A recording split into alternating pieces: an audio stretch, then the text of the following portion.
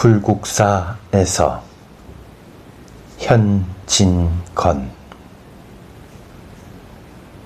7월 8일 아침 경부선에 몸을 실리다. 행리로는 지팽이 하나, 손가방 하나. 단출하고 가든하기 훨훨 날아갈 듯 죽장 망해로 천리강산을 들어간다는 옛 노래의 풍정과 심회도 이러하였으리라. 생각하면 여행다운 여행을 해본 지도 정말 오래간만이다. 5년이 되었는가, 10년이 되었는가. 헤어나지 못하던 공무와 속무를 비록 일시나마 떨치고 표현이 떠나는 것만 해도 얼마나 시원하고 즐거운지. 저번 큰 물 진 뒤로 빗방울이 오락가락하던 일기조차 오늘만은 훨씬 개이었다. 새맑은 하늘가엔 목단송이 같은 흰 구름이 뭉실뭉실 피어오른다.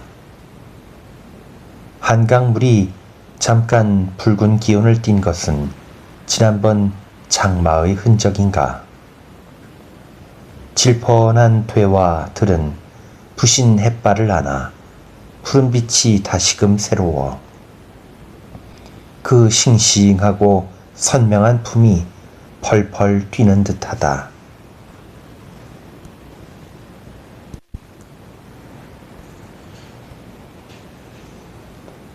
이번 걸음도 물론 단순한 놀이의 길은 아니다. 고도순례란 무거운 짐이 두 어깨를 누르지 않음도 아니다. 광채나던 옛날의 서울, 눈물 묻은 오늘날의 폐허를 찾아들제 그 무궁한 감개야 너와 나를 헤아릴 것이 아니로되 한 줌 흙과 한 조각 돌멩이에도 뜻깊은 지난날의 흔적을 찾아내고 구부러진 고목과 우거진 쑥대 속에도 옛 자취를 헤쳐보자면 고고하게 조예가 깊고 역사의 지식이 넉넉하니라도 오히려 쉬운 일이 아니라 할 것이다. 하물며 고고하겐 별로 취미도 없었고 더군다나 역사의 지식이란 영에 가까운 기자야 생의조차 못할 노릇이 아니냐. 그렇다고 스스로 물러나고 스스로 앙탈할 까닭은 조금도 없었다. 학문적으로 키워내고 밝혀냄은 저절로 그 길의 적임자를 기다릴 것이거니와 나는 나대로 보고 나대로 듣는 것도 나 자신에겐 또한 그리 뜻없는 일은 아니리라. 장님도 단청을 구경하려 하지 않느냐. 아니, 장님일수록 단천 구경을 더욱 원하며 더욱 바랄 것이 아니냐. 아무런 준비 지식과 선입관념이 없이 온전한 흰 종이 같은 마음으로 옛 서울을 대하자. 속임없는 산하의 모양을 보아 우리 조상의 표부를 내 멋대로 상상해보고 뚜렷이 나타난 유적을 어루만지며 내 가슴에 뛰는 피 소리를 고요히 들어보자.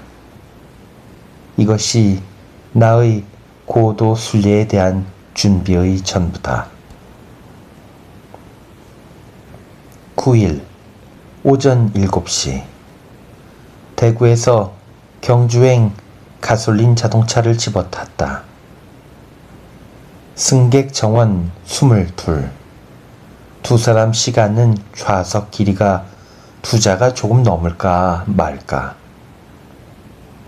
20세도 채 못된 듯한 어린 차장. 빼 애기 보채는 듯한 소리를 지르며 까불까불 종종 걸음을 치는 것이며 요 조그마한 물건이 닿을 때마다 금 테두리 역장과 조수가 어마어마하게 쏟아져 나와 제법 큰일이나 하는 것처럼 손을 들고 호각을 불고 둥근 태를 주고받고 하는 광경이 아무리 보아도 어린애 장난 같다. 나는 이 괴망스럽고도 살가운 탈것에 실려 옛 얘기로 듣던 고추 나라에나 가지 않는가 싶었다. 좌우를 둘러보아도 경북 평야가 군데군데 열리기는 하였으되 웅대한 산천은 그림자도 볼 수 없고 송아지만큼씩한 작은 산들이 올망졸망하게 꼬리를 맞물고 양가로 뱅뱅 돈다. 지명을 보아도 반야월이니 청천이니 금호이니 잠옷 꿈결 같은 시흥을 자아낸다. 서학을 넘어 얼마 아니 되자 문득 눈앞은 훤하게 열린다.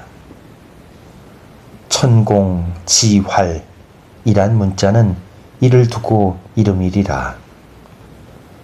쫄쫄거리는 시냇물을 따라오다가 벼랑간 큰 바다를 만날 때의 느낌도 이러할 듯. 하늘 끝과 지평선이 닿으려는 데는 마치 병풍을 펼쳐놓은 듯이 새파란 산들이 둘레둘레 둘렀으되 이 너머로는 넓고 넓은 평야가 어마어마하게 벌어졌는데 그 복판 여기저기 한선이 거침없이 쭉쭉 뻗은 것은 아마 강물의 줄기인 듯.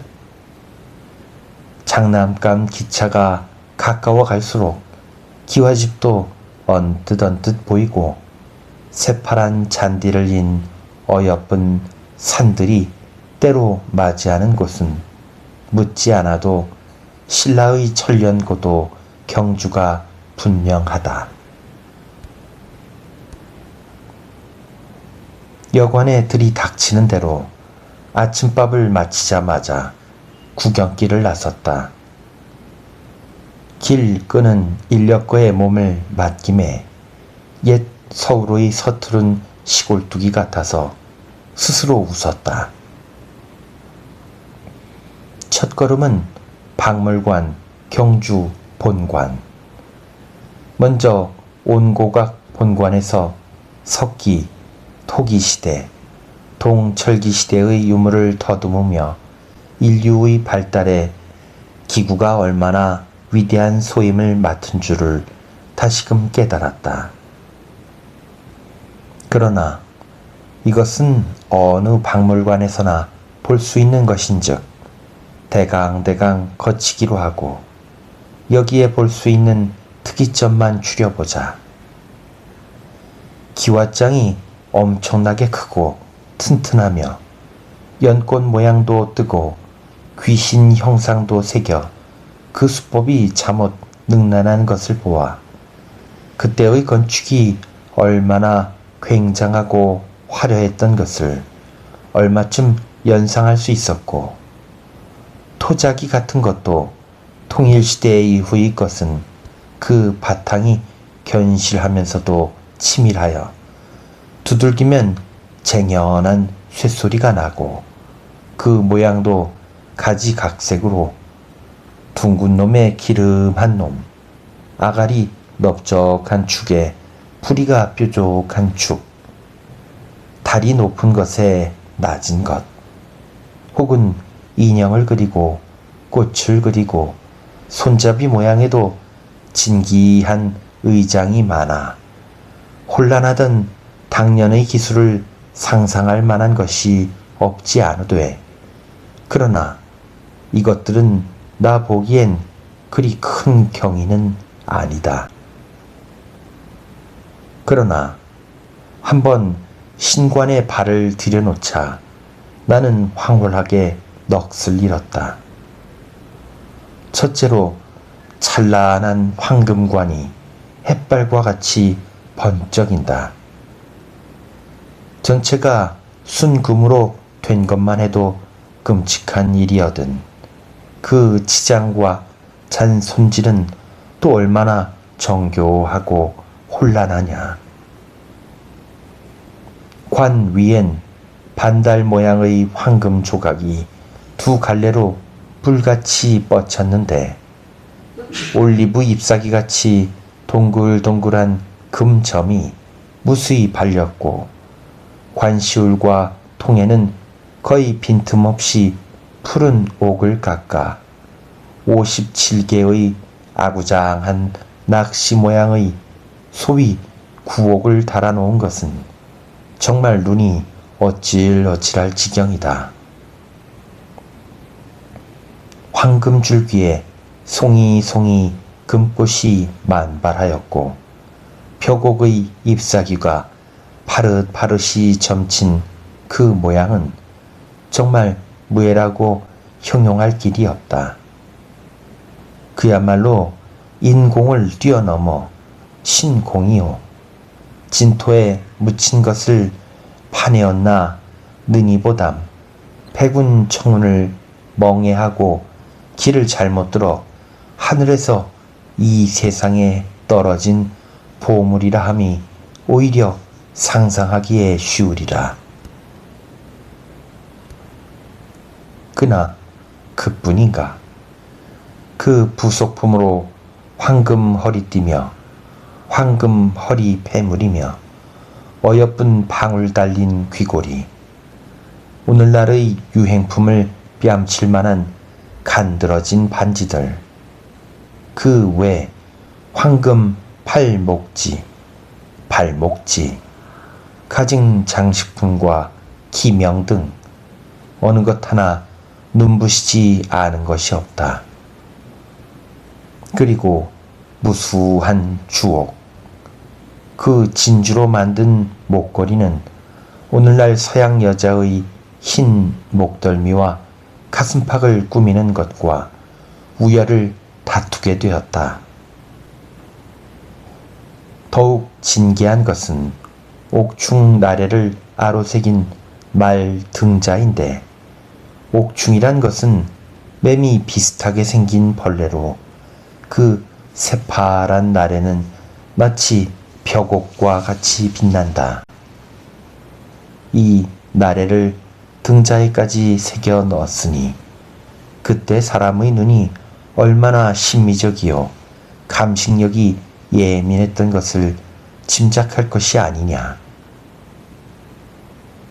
일본에서도 갓에 이 옥충을 끼운 것이 발견되어 큰 국보로 위에 올리다가 신라 시절엔 사람의 갓은 그만두고 말 등자에까지 쓰던 것이 판명되자 요새 와서는 멀쑥해졌다는 일화도 전한다.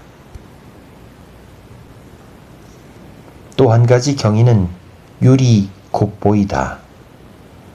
밑받침은 돈짝같이 동글납작하고 아가리는 벌어졌으며 뱃바닥에 푸른 줄로 선을 두른 것이 요새 우리가 얼음을 담아 먹는 유리 그릇과 흡사하다. 인도자의 설명을 들으면 만일 이 유리 곱보가 금관총을 발굴할 때 한데 섞여 나오지 않았던들 근자에 내버린 것인 줄 알고 돌아볼 리도 없었으리라 한다. 그런데 신라 당년에 사용한 그릇에 이 유리 곱보 같은 유형이 없는 것을 보면 아마 그때 구라파의 제품이 당나라를 거쳐 들어온 것이라고 학자는 단정한다 하나 어느 민족의 제품인 것은 고만두더라도 하여튼 천수백 년 전 옛사람이 벌써 오늘날 쓰는 것과 꼭 같은 물건을 만들어 썼다는 것만으로도 놀랄 것이 아니냐. 위에 적은 이 모든 보물은 1921년 신유 9월에 경주 읍내 봉황대 서편 반쯤 무너진 무덤에서 우연히 발견된 것으로 전부 한 무덤에서 나온 것은 물론이며 황금의 중량만으로도 300냥중은 넉넉하다 한다. 신라의 또 한 가지 남은 진품은 옥통소이다. 큰 놈은 누른 데를 본떠 황옥으로 되었는데 길이가 한자 8치 한 푼, 작은 놈은 푸른 데를 본떠 벽옥으로 되었는데 길이가 한자 5치 6푼. 그 자연스러운 마디와 빛깔조차 천연죽과 조금도 다름이 없는데 아니 놀랄 수 없다. 세계 악기의 역사를 잘 알지 못하지만은 이렇게 순옥으로 되고 천연물을 영락없이 모방한 것은 별로 그 예를 찾지 못하리라. 큰 놈은 사내가 불고 작은 놈은 여자가 불던 것인가. 옥에 닿은 꽃잎 같은 입술, 옥 위에서 남실남실 춤추는 옥 같은 손이 언뜻 눈앞에 나타나며 이 세상 것 아닌 미묘한 곡조가 요요히 내 귓가에 도는 듯하다. 이 옥적을 아릴 때야말로 중천에 떠돌던 흰 구름도 머무르고 난데없는 청학 백악이 날아와서 덩실덩실 춤을 추기도 하였으리라. 이 옥적의 내력에 대하여는 여지 승남에 장척 유구촌 기선 청량 소군 동해 용소 헌역 대전보지라 하였으니 되게 큰 것을 가리킨 모양이며 발견되기는 2조 숙종 32년 이 인징이 경주 부윤으로 있을 때 전 승학이란 사람의 사랑 담 속에서 파내었다고 전한다. 그런데 이에 연상되는 것은 삼국 유사에 나타난 만파식적 얘기다. 그 요령만 대강 따오면 이러하다. 신문대왕 당년 동해가의 왜구를 진압하고자 가문사란 절을 태웠는데 그 이듬해 5월에 산 하나가 동해에 둥둥 떠서 가문사를 향해 오매 왕은 이를 이상히 여기시고 해변에 거동하사 사자를 보내 그 이상한 산을 탐사해 본즉 산 모양은 거북 대가리같이 생겼고 그 위에 대 한 포기가 났는데 야릇하게도 그 대는 낮에는 2포기가 되고 밤에는 합하여 하나가 된다는 말에 왕은 더욱 이상하게 생각하여 그날 밤엔 가문사에 쉬시며 그 대의 기적을 보시기로 하셨다. 그 이튿날 오정 때가 되어 그 대가 하나가 되며 문득 청지가 진동하고 풍우 회명한 지 7일 만에야 비로소 바람도 그치고 물결도 고요해지므로 왕은 그때를 타서 곧 바다를 건너 그 이상한 산에 오르신즉 난데없는 신룡이 나타나 검은 옥대를 왕께 올리매 왕은 먼저 대가 하나가 되고 또는 둘이 되는 까닭이 무엇이냐고 물으매 용은 아뢰되 손뼉도 마주쳐야 소리가 나는 모양으로 이 대도 합한 뒤에야 소리가 있을지니 성왕이 소리로써 천하를 다스릴 상서인즉 왕도 이대로 퉁소를 만들어 불게만 되면 천하가 반드시 태평해지리라 하였다. 왕은 이 말에 일변 놀래고 일변 기뻐하사 오색 비단과 금옥을 이바지하고 용의 말대로 그 대를 베어가지고 돌아오신 후 이 대로서 퉁소를 만들어 월성의 천존고에 감춰두었는데 이 퉁소를 불 때에는 병난도 그치고 악역도 나으며 감을 때는 비가 오고 장 맞을 때는 날이 개이며 폭풍도 그치고 물결도 고요해져서 그 이름을 만파식적이라 하여 국보로 위했다 한다. 이것은 물론 황당한 전설이라 하겠고 또 만파식적은 분명히 대라 하였는데 이 옥적은 옥으로 된 것이니 만파식적의 전설과 이 옥적과는 아무런 상관이 없을 상도하다. 그러나 옛날에 있어서 가장 어려운 일이요 무서운 노릇인 병난과 풍우를 다스리는데 악기를 썼다는 것은 얼마나 흥미있는 일이냐. 다른 민족 같으면 의뢰, 칼이나 창 같은 무기를 들추어낼 것이오늘 한 조각 대에 전설의 살을 붙여 국보로 위한 것을 보아 그때 우리 조상이 얼마나 평화롭고 운치 있고 풍정 있던 것을 상상하고도 남을 것이 아니냐. 이 되도록 음악을 거룩하게 알아 소중하게 여겼고 진귀한 보물로 악기를 만들기에 아끼지 않은 탓에 세상에도 진귀한 이 옥적을 우리 후생에 끼쳐준 것이다.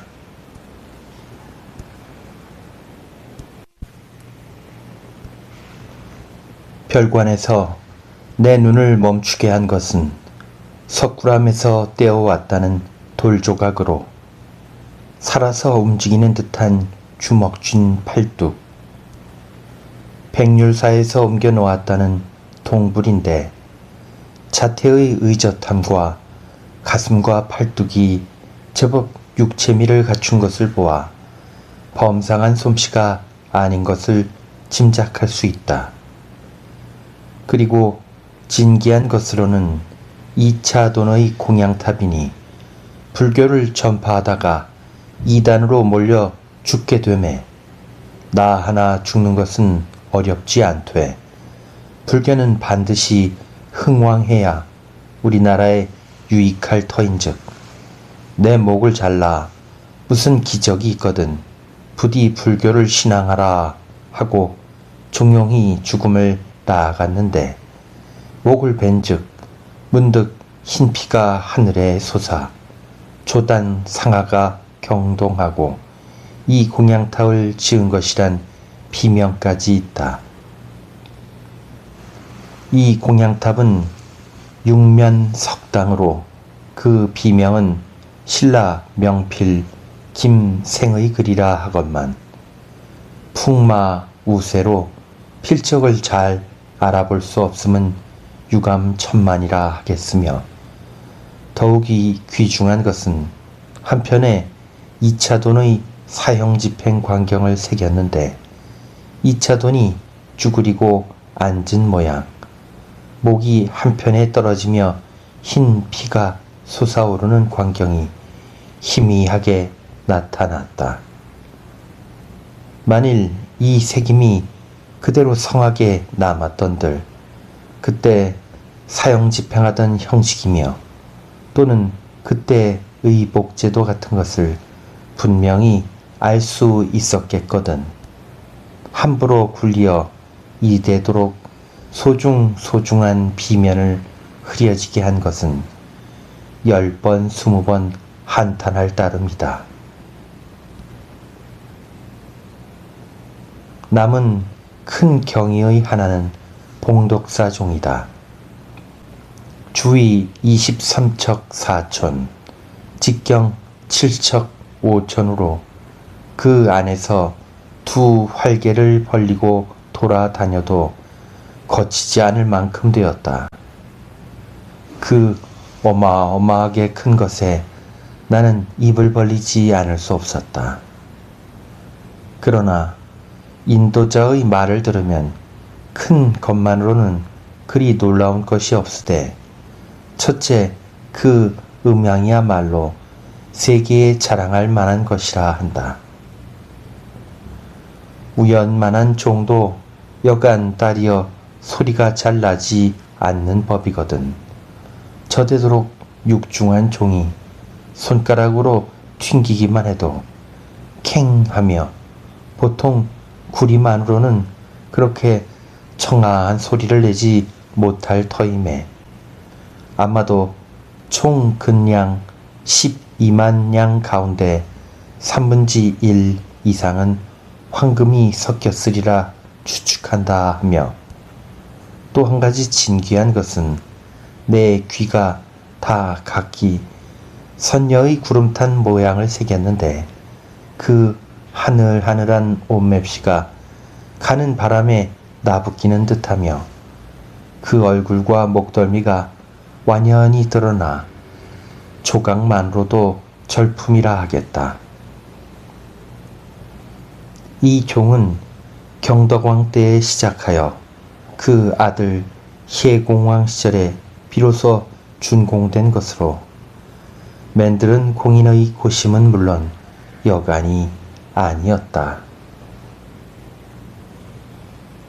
전설에 의지하면 이 종을 맡아 만든 공인은 아무리 만들어 놓아도 소리가 잘 나지 않아 고심 참담한 끝에 부부끼리 의논하고 사랑하는 아들을 철탕에 집어넣어 구리와 반죽을 해놓고 보니 그때야 소리가 청아하게 났다 하고 또 한 가지 전설은 과부가 복숭아를 먹고 아이를 낳아 귀히 기르는데 봉독사 중이 와서 동량을 달라니까 경망한 어미는 우리 집에 줄 것이 없으니 우리 아기나 줄까? 하였다가 이것이 말썽이 되어 필경 그 이상한 아이를 중에게 뺏기고 중은 데리고 온 그 아이를 이 인경 속에 집어넣어 맨들은 까닭에 총을 칠 때마다 어미 때문에 그렇게 되었다고 어밀래 하고 운다 한다. 이 두 가지 전설이 우리 안목으로 보면 다 얼른 사실이라고 믿기 어려우되 그 음량을 내는데 고민했다는 것만은 엿볼 수 있고 또 한편으로는 신라 당년에 예수를 위하여 희생을 아끼지 않는 풍속이 없지 않았던 것을 추측할 수 있을 듯 싶다. 나는 앞길이 바쁨으로 잘 떼어지지 않는 발길을 돌려 박물관을 나왔는데 난생 처음으로 이런 시조 한마디를 읊었다. 기치신 좋은 보배 볼수록에 고개 숙다. 솜씨도 놀랍고야 맨들어도 의젓하다. 뒷사람 이을이 없으니 그를 슬퍼하노라. 박물관을 나서니 하늘은 잔뜩 지푸리고 가는 빗발조차 왔다 갔다 한다. 옛 서울의 유적 구경엔 너무도 구슬픈 일기다. 먼저 소금강산에 올라 굴불사 사면 석불을 구경하였는데 삼국 유사를 보면 경덕왕께서 백률사에 거동하사 산 밑에 이르시자 땅속에서 연부라는 소리가 들리거늘 파서 본즉 네모난 큰 돌을 얻은지라. 이에 사방에 부처를 새기게 하시고 절을 이룩하사 굴불사라 하였는데, 굴불사는 지금엔 자취조차 찾을 길이 없으나 불상만은 엄연히 남았다. 정면은 길이 12자가량 되는 아미타불 3존의 입상을 새겼고, 오른편은 보살의 선 모양을 역시 새겼으되, 하늘하늘한 옷자락 속으로 뚜렷이 육체를 나타낸 것도 훌륭한 예술품이라 하겠다. 나무를 더위 잡고 까풀막진대에 기어올라 백률사를 찾았으나 별로 보잘것은 없었고, 다만 지형이 높은 것을 이용하여 경주 전경을 한번 살펴보았다.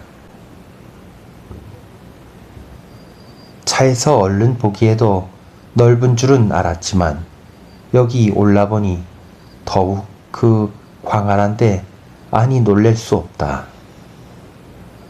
남해는 금오산, 서해는 선도산, 동해는 명활산, 그리고 북쪽에는 내가 오른 이 소금강 산줄기가 서로 꼬리를 물고 애둘러서 넓기는 넓으면서도 아늑한 생각이 나게 한다. 그리고 강물이 여기저기 흘러서 남천, 서천, 북천이 제각기 제 방향대로 흐르고 훤하게 터진 모양이 지금 경성을 산악의 도시라 하면 경주는 분명히 평양의 도시요 물의 도시라 하겠다. 지금은 호수 2천을 넘지 못하고 그 엉성한 꼴이 보통 농촌의 대업에도 오히려 꽁무니를 빼게 되겠지만, 한참 당년엔 전시가 1300방, 호수 17만 8,900을 넘겨 동항에 유수한 큰 도시 노릇을 하던 당시의 면목을 더듬어 볼 수 있게 되었다. 이 조의 한양이 산과 산 사이를 부비대고 앉은 것과 비교해 보면 그때 사람이 얼마나 배포가 넓고 규모가 큰 것을 알 것이 아니냐. 평원 광야에 외적을 방비할 이렇다 할 잔손질이 없으니 국세가 떨친 까닭도 까닭이려니와 외적을 안중에 안 둔 웅대한 기백도 상당하고 남을 듯하다. 이되도록 외국 방비에 소홀한 까닭으로 경혜왕 당년 후백제 견원이 질풍같이 지쳐 들어와 포석정에서 질탕하게 노는 왕을 어렵지 않게 잡아내고 왕후를 능욕하며 꽃같은 궁녀 희비는 무지한 군사에게 짓밟히는 일대 비참한 활극을 연출하게도 된 것이다. 이 비극의 장소요, 또한 당년의 풍류성사의 옛 터인 포석정 자리는 지금도 뚜렷이 남았다. 전복 모양으로 돌동을 짜놓고 교묘한 곡선을 그린 유상곡수의 운치 있는 노름자리가 아직도 행인에게 옛 일을 설명해 준다. 한박처럼 널쩍한 돌함에 술을 가득히 담아놓고 그 술을 떠서 흘리면 술 담은 잔은 맑은 물이 미는 대로 흐르고 또 흘러 꼬불꼬불한 굽이마다 걸음을 멈추게 되었고, 그 잔이 닿는 굽이에 앉은 사람이 그 잔을 말리게 되었다. 청풍에 노래 뜨고 청류에 술잔 뜨고 도도한 시흥은 가슴에 떠오를 째 백만대병이 문 앞을 지쳐 들어와도 자리를 옮기기 싫기도 하였을 것이다. 지금은 아름들이 수백 년 묵은 고목 아래 큼직한 두꺼비 한 마리가 옛일을 비웃는 듯이 입을 비죽거리고 있을 뿐. 경주 일대의 널린 고적은 읍내를 중심으로 사방 수십 리에 뻗쳤으니 그 이름과 윤회만 일엉성거려도 어렵지 않게 솔 두터운 책 한 권은 될 것이다. 짧은 시간과 바쁜 걸음, 한정 있는 지면과 졸렬한 붓대는 가진 기자는 암만 해도 이 소임을 다할 길이 없다. 눈 딱 감고 함부로 빼 던지고 데모한 것 중에도 데모한 것만 골라 적는 수밖에 없다. 옛날의 왕성, 월성을 찾아드니 석축이라는 옛날 형용은 알아볼 길도 없고 새파란 잔디가 가지고 놀고 싶다. 문천의 북쪽 두동을 날이 누르며 꼬불꼬불 흐르는 강물을 따라 초생달 모양을 그린 것은 아름답고 아담하게 그야말로 미인의 눈썹을 생각하게 한다. 한 나라의 이름이 되고 오늘날까지 조선의 고호로 우리에게 감개 깊은 회포를 일으키는 계림은 정작 와서 보니 아무것도 아니다. 2000평 남짓한 평지에 고목 몇 주가 우뚝우뚝 서 있을 따름 저 나뭇가지에 금송아지가 걸리고 흰 닭이 울고 그 밑에 김씨시조 김알지가 발견되었다는 것은 아무리 전설이라 해도 믿기 어렵다. 월성에 들어서니 석빙고가 눈앞에 나타난다. 삼국사기에 지증왕 윤년 동 12월 시명 유사 장빙 이라 하였으니 신라 때부터 벌써 얼음을 캐어 두었다는 것을 알 수 있고 이 석빙고도 물론 그때의 유물로 영조 17년에 이 자리에 옮겨 개축한 것이라는데 전부가 튼튼한 화강석으로 쌓았고 천장을 또한 돌로 아치 모양으로 지은 것이다. 섣불리 그 안에 들어서매 발 아래 미끈하며 지금도 찬 기운이 옷소매를 엄습한다. 월성을 나와 북쪽으로 얼마 안이 올라가서 주막집 길 건너 신라 유물의 가장 소중한 것 중의 하나인 첨성대가 둥글넓적한 머리로 내 발길을 잡아 당긴다. 신라 27세 선덕왕 때 건축한 것으로 서력으로 632년 동양에 남아있는 가장 오랜 천문 관측대라고 한다. 원통형으로 화강석을 쌓아 올린 것인데 높이가 29척 넘고 꼭지의 넓이가 8척 5촌. 농업북인 우리나라에 천문대가 먼저 발달한 것도 어엿한 일이다. 다만 후생이 못난 탓에 정당한 발달을 계속하지 못하고 이 첨성대를 자랑하게 되면 통곡할 노릇이 아니냐. 뉘엿뉘엿 선도산으로 기울어지는 해를 바라보며 구경에 지진 고달픈 몸을 안압지 둔덕 풀밭에 쉬었다. 연당 안에 별궁 짓고 돌 모아 산 만들고 기화 여초로 진금 기수며 절경에 흠신 인공을 아로새긴 것이 당년의 안압지라 한다. 못에 다다라 구름을 헤치고 솟았다는 임해전은 얼마나 굉걸하였던고.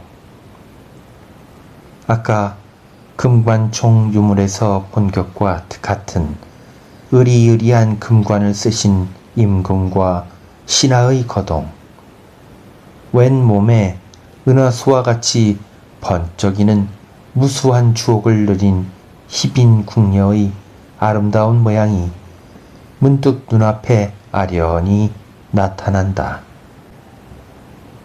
못 위에 만발한 연꽃과 궁녀들의 아리따운 그림자가 고음을 다투고 청학 백악도 흥에 겨워 우줄우줄 나래를 벌려 춤추는 사람의 소매와 한데 어우러졌으리라. 북같이 넘나드는 옥수에 가득 찬 황금잔이 기울기도 하였으리라. 기름같이 맑은 물 얼굴을 스치고 청풍을 따라 반공에 흩어지는 노랫가락은 또 얼마나 청아하였을까. 얼마 만에 이런 무지개 같은 몽상을 깨고 보니 현실은 또 얼마나 쓸쓸한가. 임해전 터전엔 군청을 지었다는 초라한 기와집이 볼상없이 앙상한 꼴을 내밀었고 못가에는 물풀이 우거질 대로 우거졌는데 캐캐 낡은 대패밤 모자를 쓴 친구가 낚싯대를 들이고 있다. 들으니 살찐 붕어가 꽤 많이 잡힌다던가. 낚싯대를 채일 적마다 잔금을 내며 수멸수멸하는 물 얼굴도 옛일을 그리며 우는 듯하다. 되지 않으나마 시조 두 수를 읊었다. 청학 백악 나래 속에 춤소매가 어지럽고 옥수의 금잔 나라 달 그림자 깨쳤나니 어찌 다 팔입 옥만 긴 낚시를 들이웠노. 어여쁜 궁녀들은 연꽃 위에 피어나고 청풍의 노래 뜨니 풍류성사 어제런 듯 수면도 옛일을 그려 수멸수멸 울더라.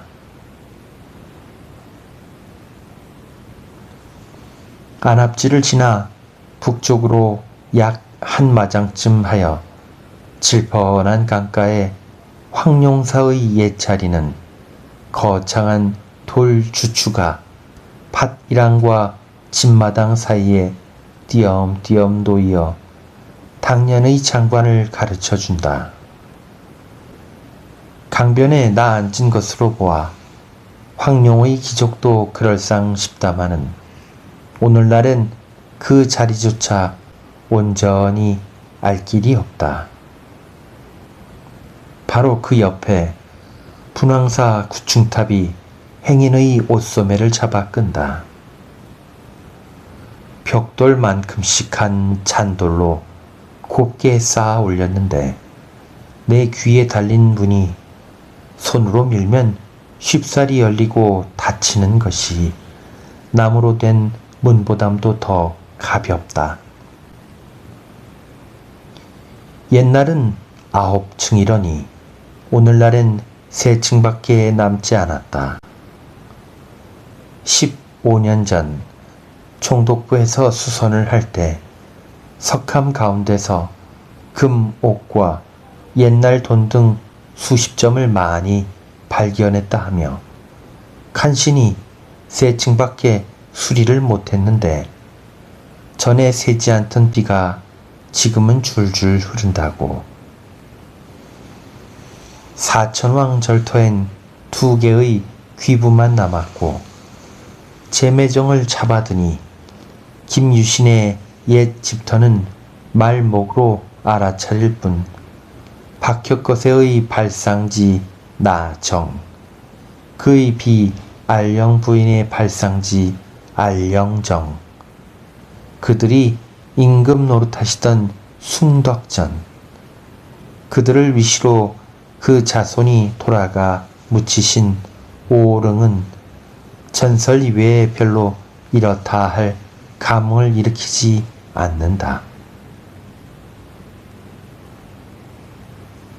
천관사 자리도 주추밖에 남지 않았는데 여지 승남에 의지하면 그 절의 유래가 재미있다. 삼국을 통일한 김유신 같은 위인으로도 타오르는 청춘의 불길은 걷잡을 수 없었던 것이다.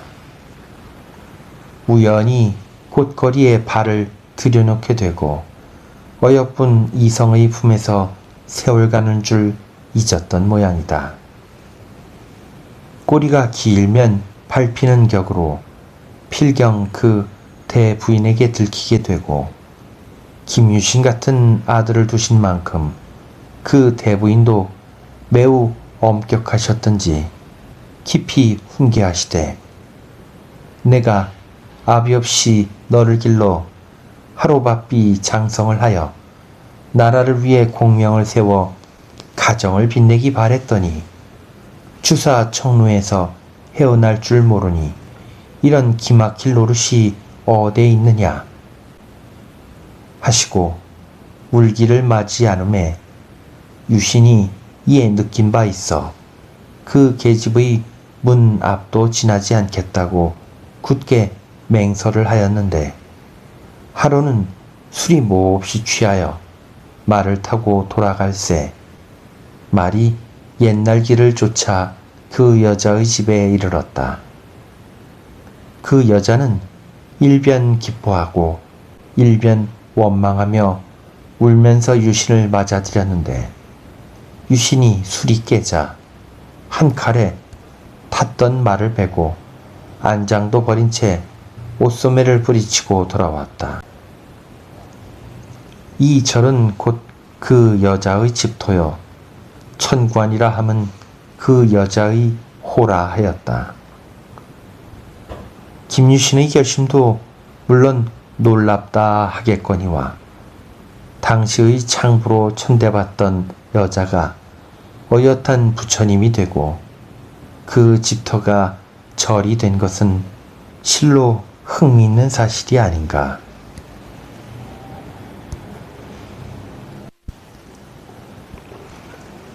다 늦게야 여관에서 저녁밥을 마치고 그 자리에 늘어졌다.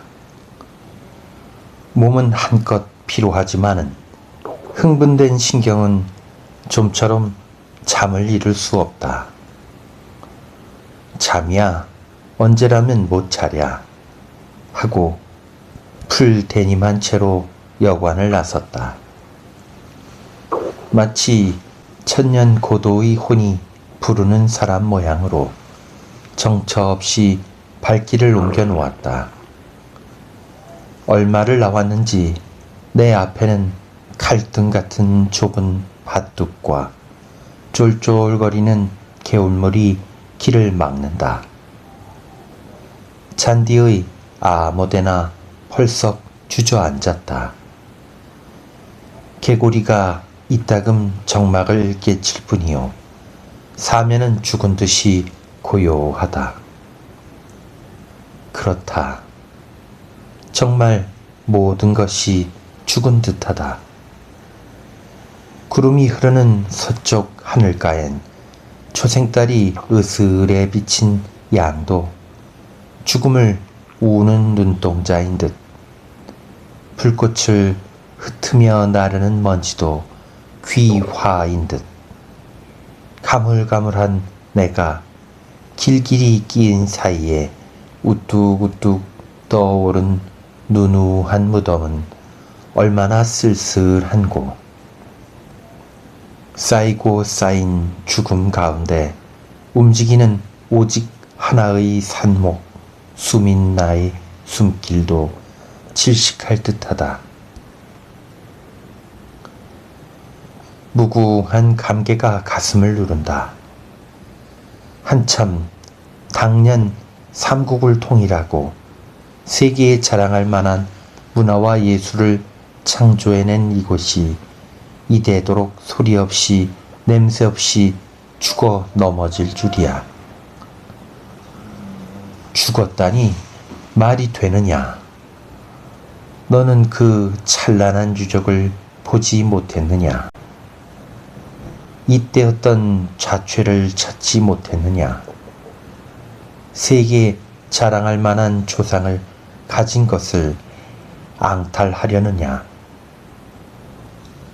나는 문득 귓결에 이런 외침이 들렸다. 그러나 이 소리를 외치는 심정이 더욱 슬펐다. 아무리 아름다운 꽃과 높은 향기와 탐스런 열매를 한 시절에 가졌던 나무라도 다시 새싹과 새 움을 트지 못할 때엔 우리는 그 나무를 가리켜 죽었다 할 것이다. 이 묵은 등걸에 새 꽃이 피고 새 열매가 맺어야만 줄기차게 뻗친 뿌리가 기운 쓴 보람이 있을 것이 아니냐. 이 위대한 죽음, 냄새나는 시체를 밟고 새로운 생명이 솟아올라야만 조상 잘 둔 큰 소리도 칠 것이 아니냐. 그런데 그 생명은 어디에서 움직이는가? 7월 12일 아침 첫 차로 경주를 떠나 불국사로 향하다. 떠날 임시에 봉황대에 올랐건만 잔뜩 찌푸린 일기에 짙은 안개는 나의 눈까지 흐리고 말았다. 시포를 늘어놓은 듯한 희미한 강줄기, 몽롱한 무덤의 봉우리, 쓰러지는 듯한 초가집 추녀도 도무지 눈물겹다. 어젯밤에 나를 부여잡고 울던 옛 서울은 오늘 아침에도 눈물을 거두지 않은 듯, 그렇지 않아도 구슬픈 내 가슴이 얻은 심란한 이 정경에 어찌 견디랴. 지금 떠나면 1년, 10년, 혹은 20년 후에나 다시 만날지 말지. 기약 없는 이 작별을 앞두고 눈물에 젖은 임의 얼굴, 내 옷소매가 축축이 젖으면 안개가 녹아 나린 탓만이 아니리라.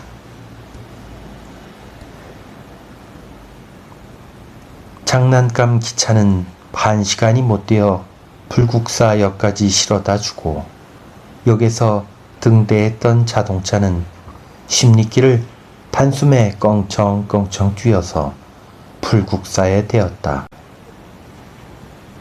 뒤로 토함산을 등지고 왼편으로 울창한 송림을 끌며 앞으로 광활한 평야를 내다보는 절의 위치부터 풍수장이가 아닌 나의 눈에도 벌써 범상치 않았다. 더구나 한번 돌 층층대를 쳐다볼 때 그 굉장한 규모와 섬세한 솜씨에 눈이 어렸다. 초창 당시엔 낭떠러지도 있던 곳을 돌로 쌓아 올리고 그리고 이 돌 층층대를 지었음이리라. 동쪽과 서쪽으로 갈리어 위아래로 각각 둘씩이니 전부 4개인데 한 개의 층층대가 대개 17, 8계단이요. 길이는 57, 8척으로 양가에 놓인 것과 가운데에 뻗친 놈은 돌 한 개로 되었으니 얼마나 끔찍한 인력을 들인 것을 짐작할 것이요. 오늘날 돌로 지은 총독부와 조선은행에도 이렇듯이 대패로 민 듯한 돌은 못 보았다 하면 얼마나 그때 사람이 돌을 곱게 다룬 것을 깨달을 것이다. 돌 층층대의 이름은 동쪽엔 아래 것은 청운교, 위의 것은 백운교요, 서쪽엔 아래 것은 연화교, 위의 것은 칠보교라 한다. 층층대라 하였지만 아래와 위가 연락되는 곳마다 요새 말로 네모난 발코니가 되고 그 밑은 아치가 되었는데 인도자의 설명을 들으면 옛날에는 오늘날의 잔디밭 자리에 깊은 못을 받고 이 아치 밑으로 맑은 물이 흐르며 그림배가 드나들었다 하니 돌층층대를 달이라 한 옛 이름의 유래를 터득할 것이다. 층층대 상하에는 손잡이 돌이 우뚝우뚝 서고 쇠사슬인지 은사슬인지 둘러꿰n 흔적이 아직도 남았다. 귀인이 저를 찾을 땐 저편 목가에 나려 그림배를 타고 들어와 다시 보고를 타고 이 돌 층층대를 지나 절 안으로 들어가기도 하였단다. 넓은 못에 연꽃이 만발한데 다리 밑으로 돌아드는 맑은 흐름엔 으리으리한 두각과 석불의 그림자가 용의 모양으로 그리고 그 위로 소리 없이 떠나가는 그림배. 나는 당년의 광경을 머릿속에 그리며 스스로 황홀하였다.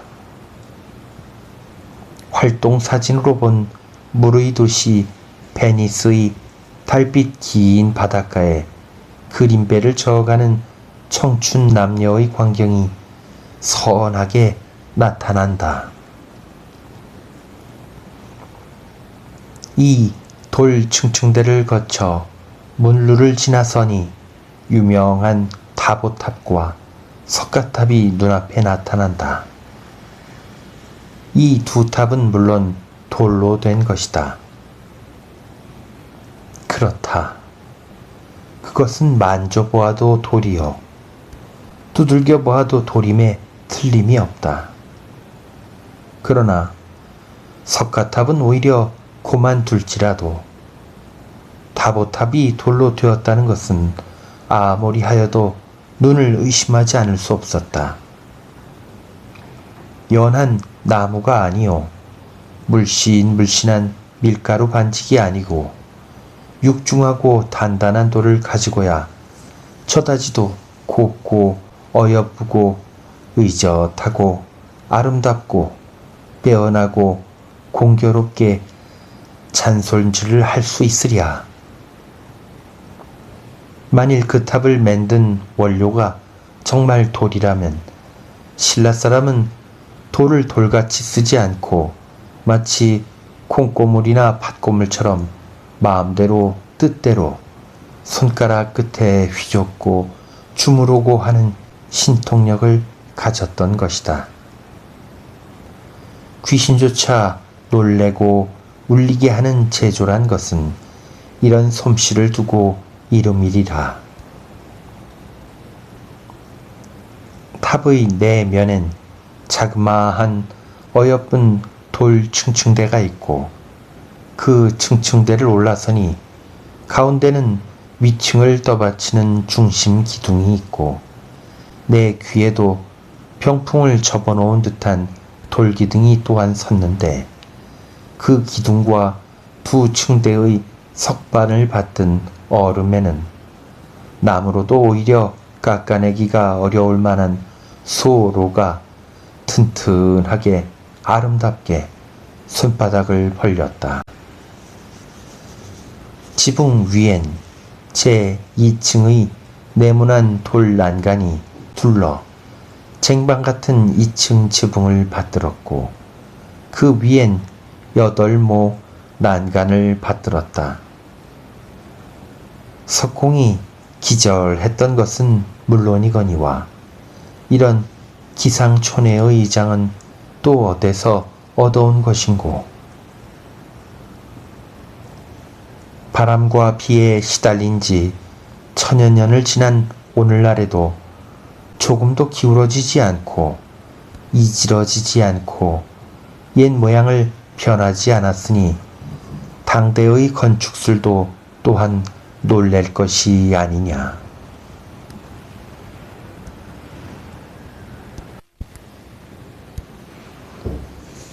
들음에 이 탑의 뇌귀에는 돌사자가 있었는데 두 마리는 동경 모 요리점의 손에 들어갔다 하나 숨기고 내어놓지 않아 사실 진상을 알 길이 없고 한 마리는 지금 영국 런던에 있는데 다시 찾아오려면 500만 원을 주어야 내어놓겠다 한다던가. 소중한 물건을 소중한 줄도 모르고 함부로 굴리며 어느 틈에 도적을 맞았는지도 모르니 이런 기막힌 노릇이 또 있느냐.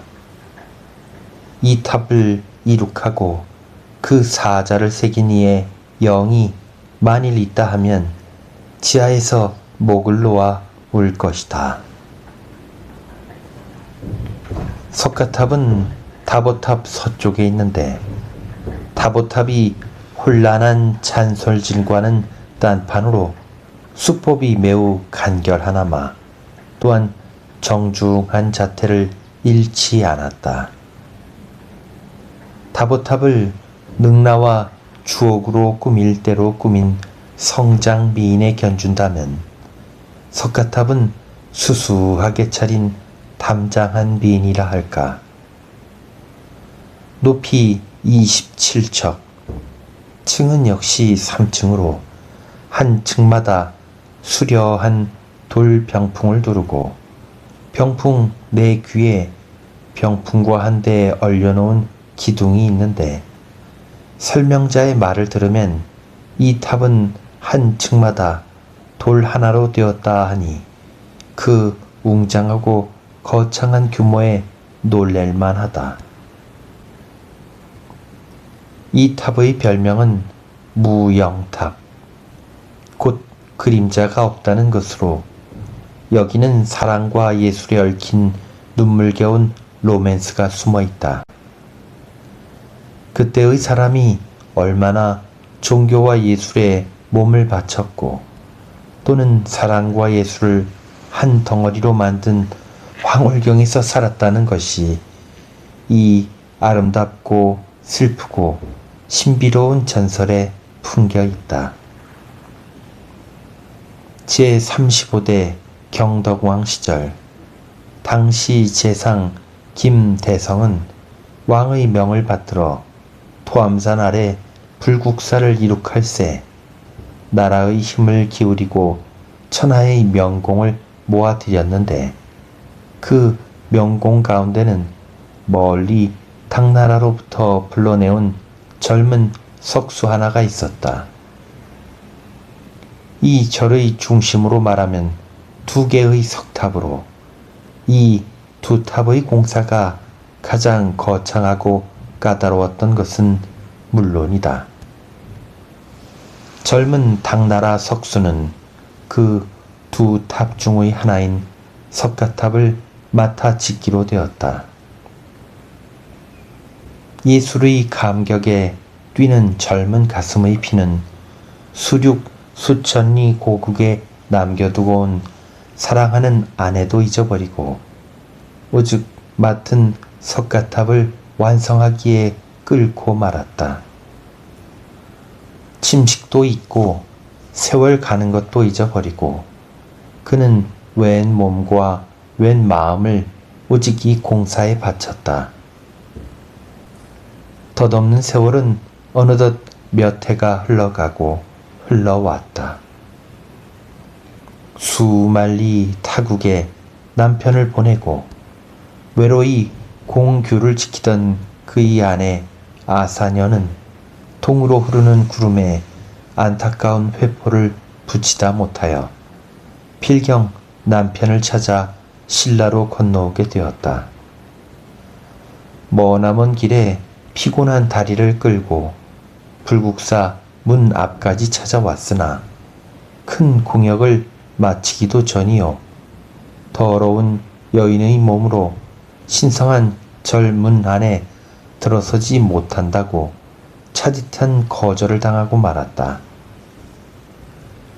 절 문을 지키던 사람도 거절을 하기는 하였으되 그 정상에 동정하였음이리라. 아사녀에게 이르기를 여기에서 얼마 아니 가면 큰 못이 있는데 그 맑은 물 얼굴엔 시방 짓는 절의 그림자가 뚜렷이 비칠지니 그대 남편이 맡아지는 석가탑의 그림자도 응당 거기 비치리라. 그림자를 보아 공사가 끝나거든 다시 찾아오라 하였다. 아사녀는 그 말대로 그 못가에서 정심정력으로 비치는 절 모양을 들여다보며 하루 바삐 아니 한시 바삐 석가탑의 그림자가 나타나기를 기다렸다. 달빛에 흐르는 구름 조각에도 그는 몇 번이나 석가탑의 그림자로 속았으랴. 하루 이틀, 한 달 두 달, 1년 이태, 지리하고도 조마조마한 찰나찰나를 지나는 동안에 절 모양이 뚜렷이 비치고 타보탑이 비치고 가고 오는 사람의 그림자도 비치건만은 오직 자기 남편이 맡은 석가탑의 그림자는 찾을래야 찾을 길이 없었다. 사랑하는 아내가 멀리 찾아왔다는 소식을 뒤늦게야 들은 당나라 석수는 밤을 낮에 이어 마침내 공사를 마치고 창황히 목가로 뛰어왔건만 아내의 양자는 보이지 않았다. 그도 그럴 일, 아무리 못 얼굴을 디디미어도 석가탑의 그림자는 그 끝에 나타나지 않는데 실망한 그의 아내는 남편의 이름을 부르며 고만 못 가운데 몸을 던진 까닭이다. 그는 망연히 물 얼굴을 바라보며 몇 번이나 아내의 이름을 불렀으랴. 그러나 찰랑찰랑하는 물소리만 귓가를 스칠 뿐 비가 오거나 바람이 불거나 이슬 나리는 새벽 달빛 솟는 저녁에도 그는 목가를 돌고 또 돌며 사랑하는 아내를 그리며 찾았다. 오늘도 못가를 돌 때 그는 문득 못 옆 물가에 사람의 그림자가 아련히 나타났다. 저기 있구나 하며 그는 이 그림자를 향해 뛰어 달려들었다. 그러나 벌린 그의 팔 안에 안긴 것은 아내가 아니요 사람이 아니요 사람만한 바위덩이다. 그는 바위를 잡은 찰나에 문득 제 앞에 나타난 아내의 모양을 길이길이 잊지 않으려고 그 바위를 새기기 시작하였다. 제 환상에 떠오른 사랑하는 아내의 모양은 다시금 거룩한 부처님의 모양으로 변했다. 그는 제 예술로 죽은 아내를 살리고 아울러 부처님에까지 천도하려 한 것이다. 이 조각이 완성되면서 자기 역시 못 가운데 몸을 던져 아내의 뒤를 따랐다. 불국사 남서방에 영지란 못이 있으니 여기가 곧 아사녀와 당나라 석수가 빠져 죽은 데다. 내가 찾을 땐 장마가 막 그친 뒤라 누런 물결이 산 발치의 소나무 가지에 넘실거리는데 부처님을 새긴 천년의 돌은 지난날의 애화를 다시금 일러주는 듯 그 새김의 선이 잠옷 섬세한 것은 부처님을 새기면서도 알뜰한 자기 아내의 환영이 머리를 지배한 탓인가.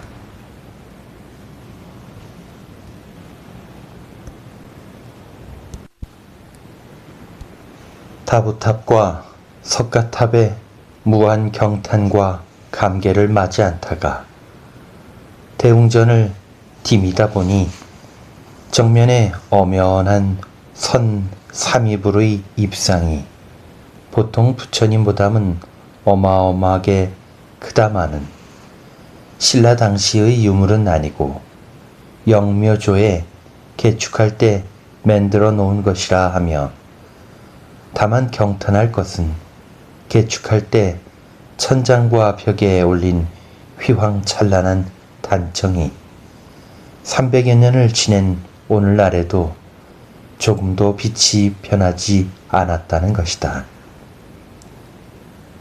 무슨 물감을 어떻게 풀어서 썼는지 채색학자의 연구 문제라던가. 앞길이 바쁨에 아침도 굶은 채 석굴암을 향해 또다시 걸음을 옮겼다. 여기서 심리 안팎이라니 그리 멀지는 않되 가는 길이 토암산을 굽이굽이 돌아오르는 잿길이요. 날은 흐리어 빗발까지 오락가락 하건만은 이따금 모닥불을 담아 붙는 듯한 햇발이 구름을 뚫고 얼굴을 내미는 바람에 두어 모롱이도 못 접어들어 나는 벌써 숨이 차고 전신에 땀이 흐른다. 창울한 송림은 볼 수 없건만은 우거진 잡목 사이에 다람쥐가 넘나드는 것도 또한 버리지 못할 정취다. 거의 상봉을 다 올라와서 동해가로 내려앉은 치술령을 손가락질할 째 장렬하던 박재상의 의기가 다시금 가슴을 친다. 저 치술령이야말로 박재상의 아내가 남편을 보내며 울던 곳이다. 단신 홀몸으로 적국에 들어가는 남편을 부르고 또 불렀건만 박재상은 다만 손을 저어 보이고 의연히 동해의 배를 띄웠다. 물과 하늘이 한데 어우러진 곳에 남편의 탄 배가 가물가물 사라질 째 그의 안타까운 마음은 어떠하였으리. 피눈물로 울고 울다가 고만 잦아지고 말아. 거기에는 지금에도 그 부인의 망부석이 그대로 남아있어 행인의 발길을 멈춘다 하거니와 천추에 빛나는 의기를 남기고 외국 목도에서 연기로 사라진 박재상의 의혼 열백도 지금 어디에서 헤매는고. 그는 세상이 다 아는 바와 같이 신라 17세 눌지왕 때 사람으로 먼저 고구려에 들어가 볼모로 잡혀있는 임금의 동생 보혜를 빼내어 왔고 앉은 자리가 덥기도 전에 다시 외국으로 들어가서 종횡하는 술책으로 역시 볼모로 잡힌 미해를 감쪽같이 본국으로 돌려보내기에 성공하였다. 그러나 보낸 이의 신상을 염려하여 자기는 한 발자국 사지에 옮기지 않았고 전후 사실이 발각되자 열화와 같은 외왕의 분노를 사게 되어 단쇠로 지지고 다리살을 벗겨내어 갈대 위에 걸렸지만 사색조차 변하지 않았다. 말 한마디만 굽혔던들 죽는 목숨이 살아날 뿐인가. 영화와 북이까지 마음대로 누릴 수 있었거든 모든 것을 물리치고 의연히 죽음에 나아간 그 맵고 뜨거운 비장한 태도는 동서고금의 찬란한 역사의 책장을 차지한 의인 열사가 많다 할지라도 그의 짝만은 찾기가 어려우리라. 차라리 계림의 개가 될지언정 외국의 신하는 되지 않겠다.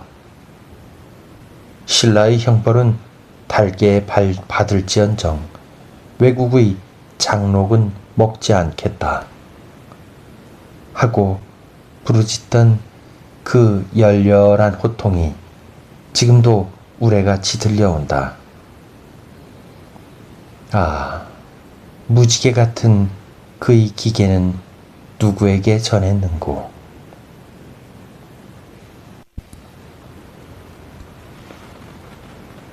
끓는 물도 차다시고 모진 매도 달다시네. 살을 씹는 쇠사슬도 헌새끼만 여기시네. 비수가 살을 오려도 태연자약하시네. 왼몸에 불이 붙어 지글지글 타오르되 웃음 띤 화한 얼굴 봄바람이 넘노는 듯 이 몸이 연귀되거든 고국으로 날려라. 동해의 배 떠나니 가신님을 어이하리. 속절없는 피눈물에 잦아지니 목숨이라.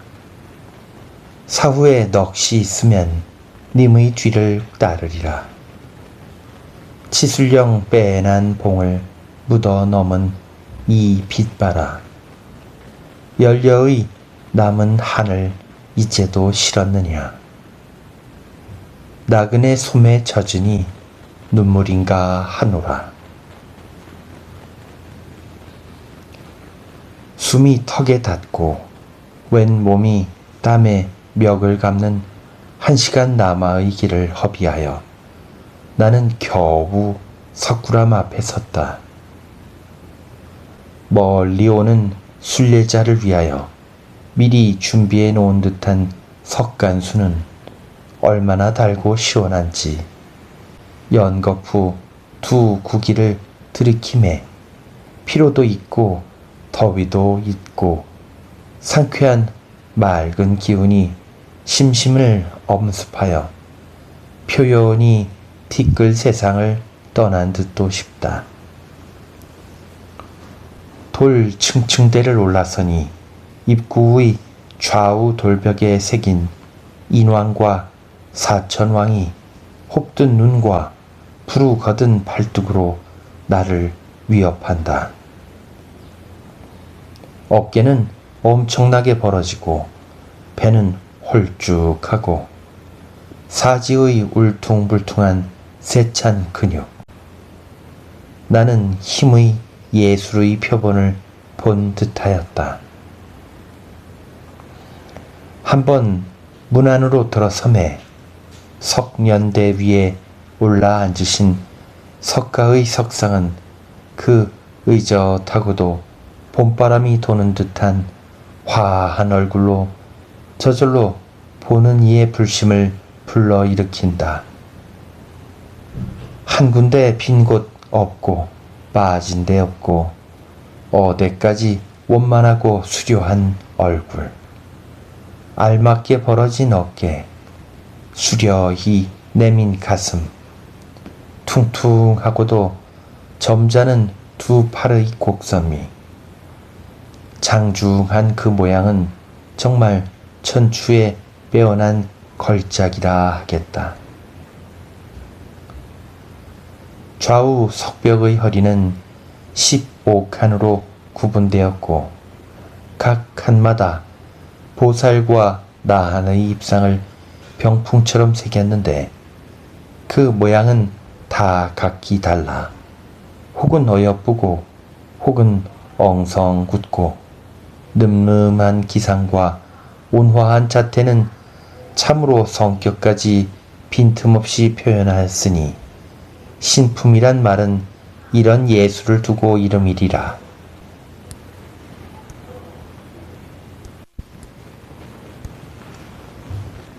더구나 뒤 벽 중앙에 새긴 11면 관음보살은 더할 나위 없는 여성미와 육체미까지 나타내었다. 어디까지 아름답고 의젓한 얼굴지는 고만두더라도 곱고도 부드러운 곡선을 그리며 드리운 왼편 팔, 엄지와 장지 사이로 사붓 이 구슬줄을 뚫었는데 그 어여쁜 손가락은 곰실곰실 움직이는 듯 병을 지켜준 포동포동한 오른 팔뚝. 종교 예술품으로 이렇게 곡선마다 여성미를 영절스럽게도 나타내었다. 그나 그뿐인가?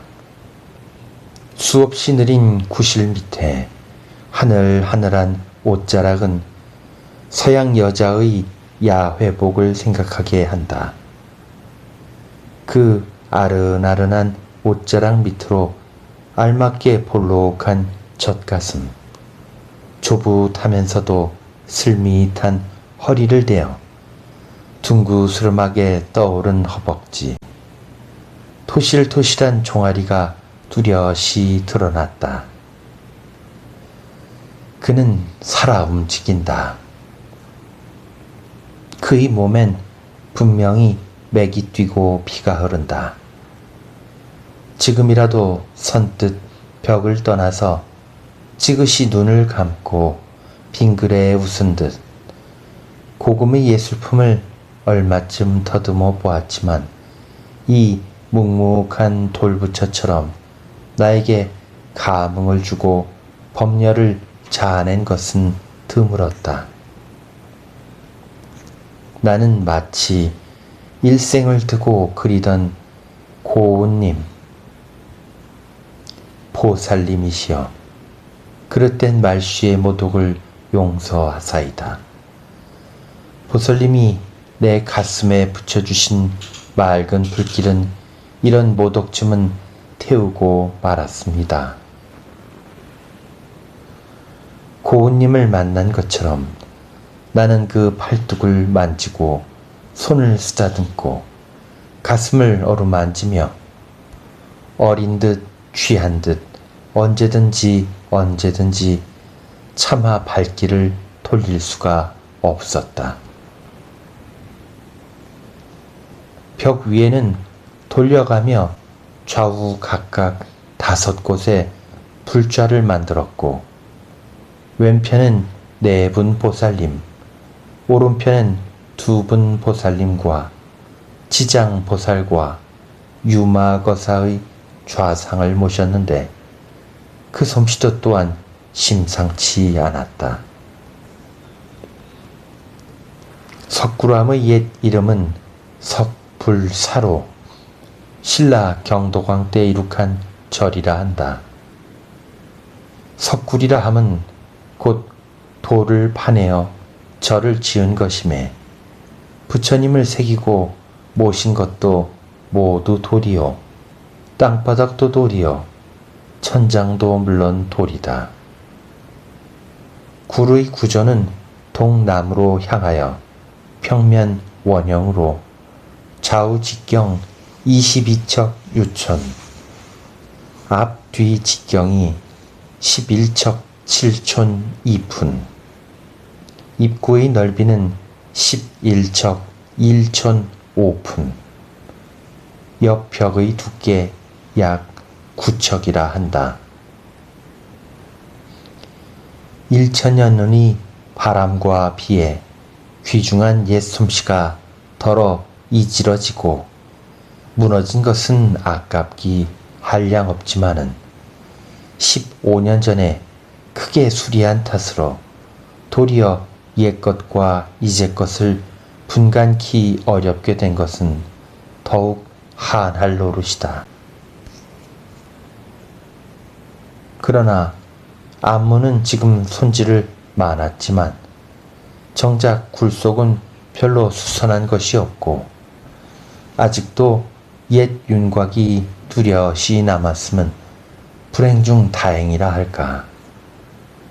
그 안에 모신 부처님, 관세음 보살, 나한 님네들의 좌상과 입상이 어느 것 하나 세상에 뛰어나는 신품이 아님이 없다는 것은 좀 된 붓끝이 저기 끄적거린 바위로되 석가님이 올라앉으신 돌 연대도 거궁하거니와 더구나 천정의 장치에 이르러서는 정말 찬란하다 할 수밖에 없다.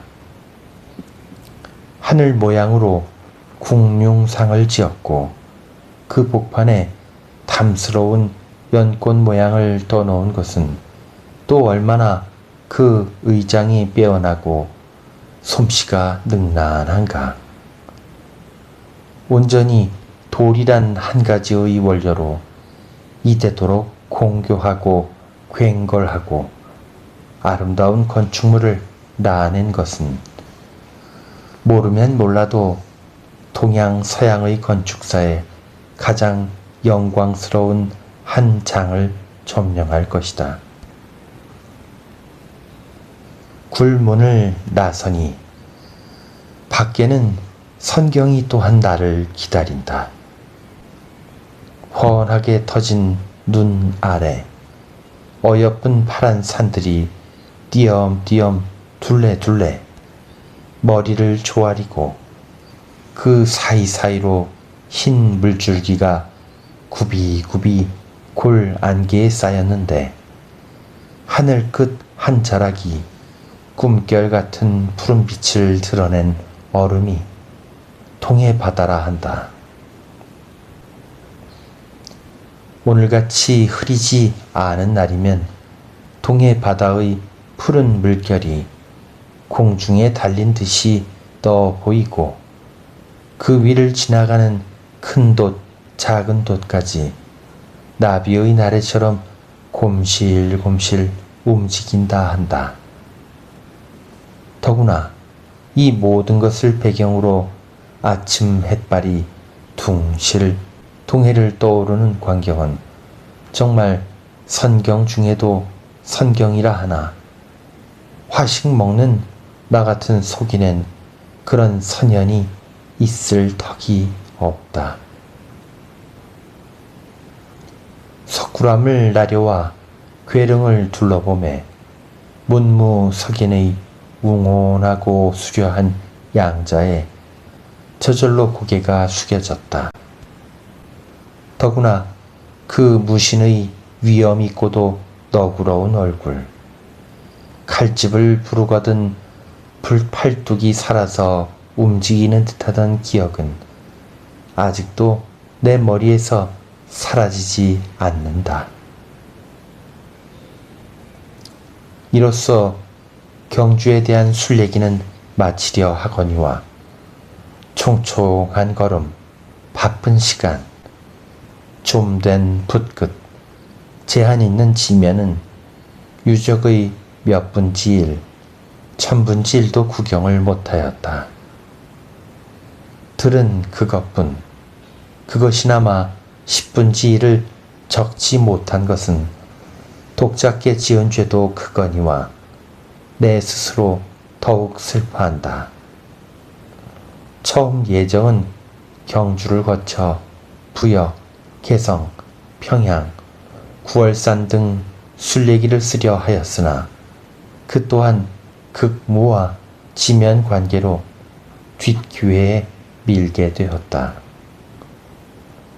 1929년 7월 18일부터 8월 19일